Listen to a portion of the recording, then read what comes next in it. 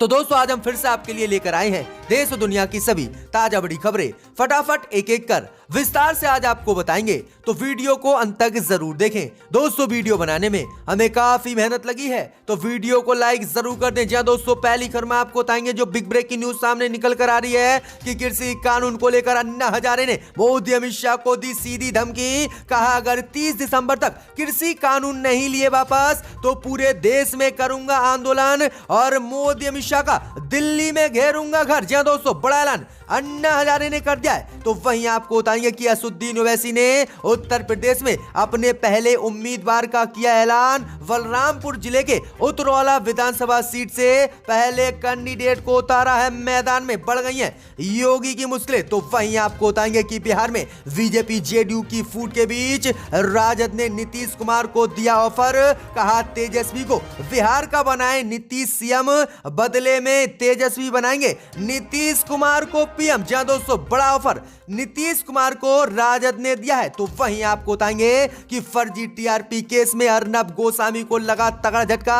Mumbai police ने गिरफ्तारी notice कर दिया है जारी, बुरी तरह से फंस गया है अर्नब, अब जाएगा जेल। तो वहीं आपको बताएंगे कि कृषि कानून को लेकर मोदी और किसानों के बीच 30 दिसंबर को होगी बैठक, लेकिन बातचीत से पहले ही किसानों ने रख दी हैं 4 शर्तें। कहा अगर कृषि कानून नहीं किया रद्द तो कोई बैठक फैठक नहीं होगी। तो वहीं आपको बताएंगे कि शिवसेना सांसद संजय राउत ने भाजपा को दी धमकी। कहा मुझसे पंगा मत लेना नहीं तो भाजपाइयों को भगा दूंगा देश से। तो वहीं आपको बताएंगे कि कृषि कानून को लेकर भाजपा पार्षदों पर जमकर बरसे आप सांसद।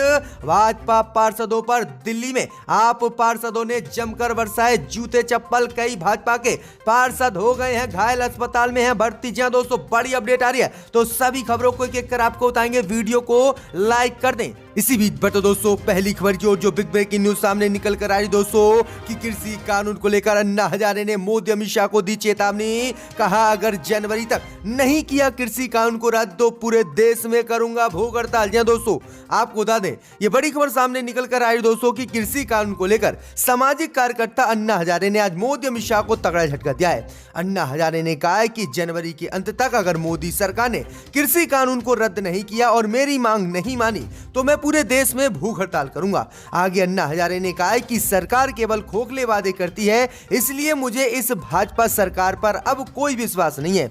आगे उन्होंने कहा है कि सरकार मेरी मांगों पर क्या कदम उठाती है, मैंने 1 महीने का समय दिया है, अगर मेरी मांगे पूरी नहीं हुई तो मैं फिर से भूख हड़ताल करूंगा और ये मेरा आखिरी प्रदर्शन होगा। जहां दोस्तों ये बड़ी अपडेट आ रही है, बड़ा झटका अन्ना हजारे ने भाजपा को दिया है और जनवरी का समय दिया है कि अगर इस जनवरी में कृषि कानून को रद्द नहीं किया मोदी ने तो पूरे देश में भूख हड़ताल अन्ना हजारे करेंगे। इसी बीच पर तो दोस्तों अगली खबर की ओर तो असदुद्दीन ओवैसी ने उत्तर प्रदेश विधानसभा चुनाव के लिए पहले उम्मीदवार का किया ऐलान। जी दोस्तों आपको बता दें कि उत्तर प्रदेश में होने वाले 2022 के विधानसभा चुनाव के लिए असदुद्दीन ओवैसी की पार्टी एआईएमएम ने आज अपना पहला प्रत्याशी घोषित कर दिया है।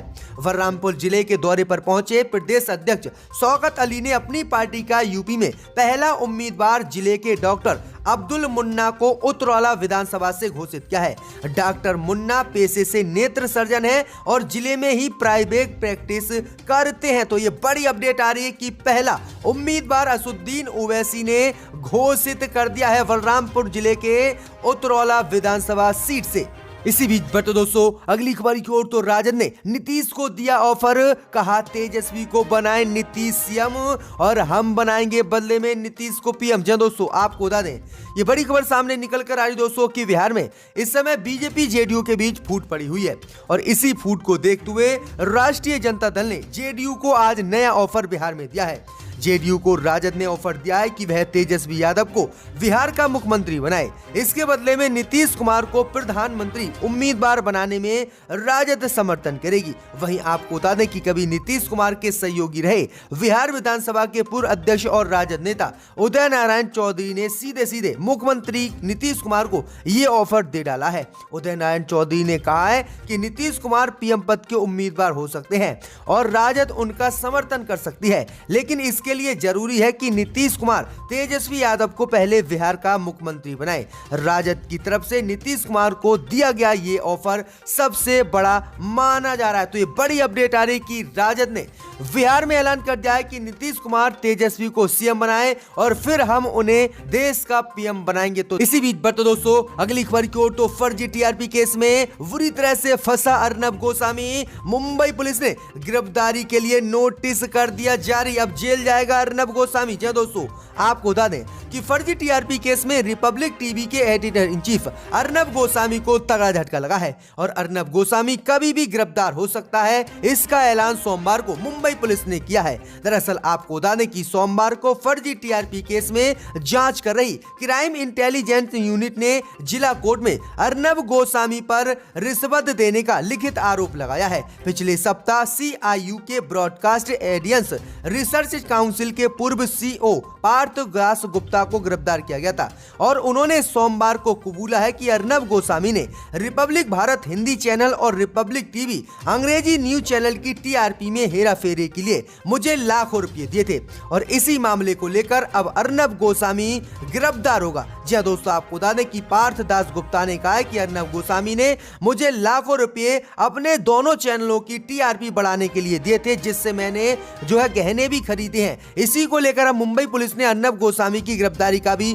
नोटिस जारी कर दिया है और कहा है कि 1-2 दिन में अर्नब गोस्वामी को भी हम इसी मामले को लेकर जो है गिरफ्तार करेंगे। तो ये बड़ी अपडेट आ रही, बड़ा झटका अर्नब को लगा। इसी बीच पर तो दोस्तों अगली खबर की ओर, तो कृषि कानून को लेकर कल होगी मोदी और किसानों के बीच बातचीत, लेकिन किसानों ने रख दी हैं 4 शर्तें। जी दोस्तों, आपको बता दें कि नए कृषि कानून के खिलाफ प्रदर्शन कर रहे किसान संगठनों के प्रतिनिधियों और सरकार के बीच अगली बैठक 30 दिसंबर को दोपहर 2 बजे दिल्ली के विज्ञान भवन में होगी।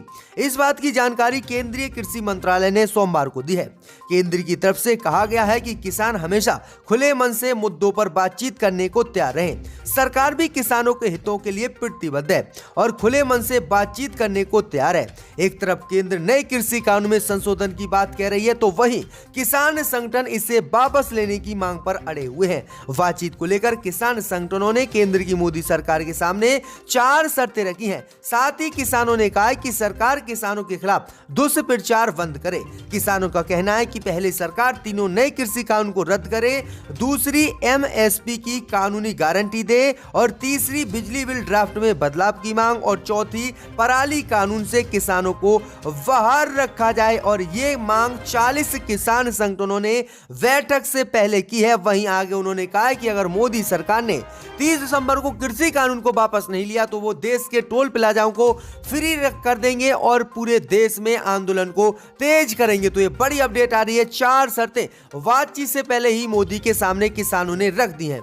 इसी बीच पर तो दोस्तों अगली खबर की ओर, तो संजय रावत ने भाजपा को दी धमकी, कहा मुझसे पंगा मत लेना नहीं तो देश से भगा दूंगा। जी दोस्तों, आपको बता दें कि पत्नी वर्षा रावत के नाम प्रवर्तन निदेशालय के समन से शिवसेना सांसद भड़क गए हैं। उन्होंने बीजेपी को सीधे सीधे चेतावनी देते हुए कहा है कि मुझसे पंगा मत लेना नहीं तो सबको देश से मैं आपको भगा दूंगा। उन्होंने कहा है कि अगर मैं भाजपा नेताओं के परिवार तक पहुंचा सभी को देश छोड़कर भागना पड़ेगा। वहीं आपको बता दें कि आगे संजय रावत ने कहा है कि उनकी पत्नी रावत के नाम सियासी विरोध की वजह से सम्मन भेजा गया है। रावत ने ईडी पर केंद्र सरकार के इशारों पर काम करने का आरोप लगाते हुए कहा है कि ये सब राजनीति से प्रेरित है। 10 साल पुराना एक केस ईडी ने निकाला है। हम मिडिल क्लास के लोग हैं। मेरी पत्नी एक शिक्षिका है। मैं अपने दोस्तों से 10 साल पहले 50 लाख रुपए का कर्ज लिया था। इसमें ईडी और भाजपा को क्या तकलीफ है? उन्होंने कहा कि अगर मैंने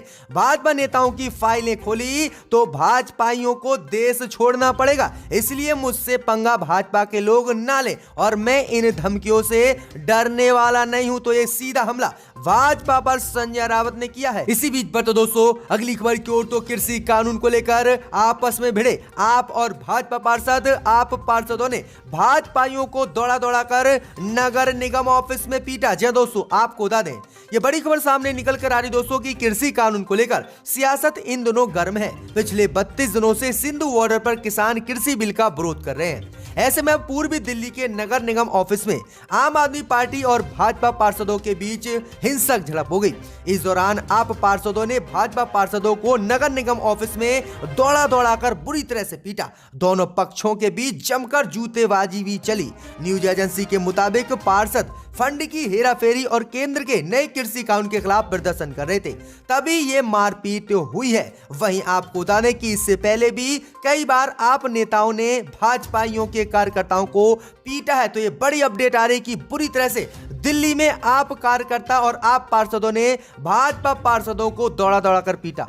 इसी बीच बढ़ते दोस्तों अगली खबर की ओर, तो असम में सभी सरकारी मदरसे बंद करने वाला कानून भाजपा ने किया पेश। चुनाव से पहले बीजेपी की नई चाल। जी दोस्तों, आपको बता दें कि असम में अगले साल विधानसभा चुनाव है और इसे देखते हुए भाजपा ने एक आज बड़ा दांव चला है। राज्य की सर्बानंद सोनोवाल सरकार ने 1 अप्रैल 2021 से राज्य में सभी सरकारी मदरसे बंद करने और उन्हें स्कूलों में बदलने से जुड़ा एक कानून सोमवार को विधानसभा में पेश किया है।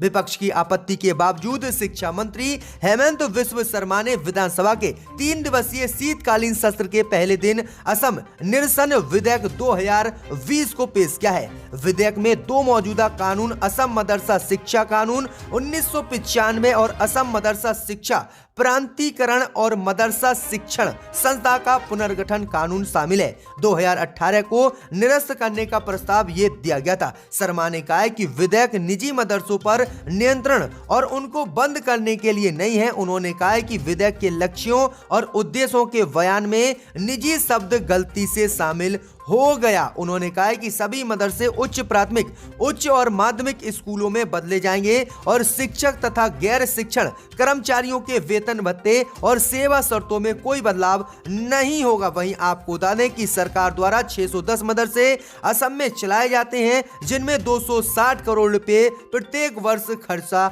आता है। तो ये बड़ी अपडेट आ रही कि भाजपा ने अब इन मदरसों को बंद करने का साफ ऐलान हो गया है। इसी बीच बढ़ते दोस्तों अगली खबर की ओर, तो विदेश दौरे पर हो रहे राजनीतिक हमलों के बीच राहुल गांधी ने भाजपाइयों पर बोला हमला। जी दोस्तों, आपको बता दें कि कांग्रेस के 136वें स्थापना दिवस से ठीक एक दिन पहले ही विदेशी दौरे पर चले जाने के बाद कांग्रेस नेता राहुल गांधी सरकार बीजेपी के निशाने पर आ गई है। सोमवार को राहुल गांधी ने इन हमलों का जवाब देते हुए अपनी तुप्पी छोड़ी है। कांग्रेस नेता राहुल गांधी ने किसान आंदोलन पर केंद्र की मोदी सरकार को घेरते हुए हमला किया है। राहुल गांधी ने ट्वीट किया है कि किसानों की आत्मनिर्भरता के बिना देश कभी आत्मनिर्भर नहीं बन सकता।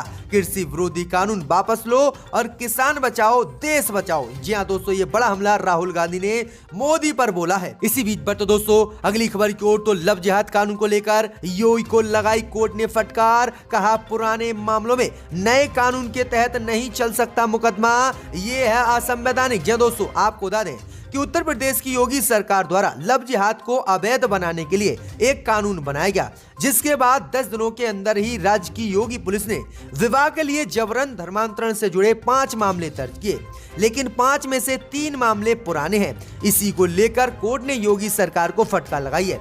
कोर्ट ने कहा है कि कानून लागू होने से पहले जो किसी ने भी धर्म परिवर्तन किया या फिर उन पर मामला दर्ज किया है तो वह उस कानून के तहत मुकदमा नहीं चला सकते और ये असंवैधानिक है। उन्होंने कहा है कि 28 नवंबर को ये कानून प्रदेश में लागू हुआ और 28 दिसंबर के बाद जो मामले आए हैं, जिन्होंने शादी की है, धर्म परिवर्तन किया है, उन लोगों पर ही ये कानून लागू होगा। और 28 नवंबर से पहले जिस किसी ने भी जो है लव जिहाद के तहत शादी की है या फिर धर्म परिवर्तन कराया है, उन पर इस कानून के तहत केस नहीं चलाया जा सकता। ये असंवैधानिक है। तो ये बड़ी अपडेट आ रही है कि पूरे उत्तर प्रदेश में 5 ऐसे मामले आए थे, जिनमें से 3 मामले कानून लागू होने से पहले थे और 2 बाद में, लेकिन योगी सब पर ही मुकदमा चला रहे थे, जिसको लेकर कोर्ट ने फटकार योगी पर लगाई है। इसी बीच बढ़ते दोस्तों अगली खबर की ओर, तो बिहार के किसानों ने दिल्ली के सिंधु बॉर्डर पर किया प्रदर्शन। कहा मोदी और नीतीश ने कर दिया तबाह। जी दोस्तों, आपको बता दें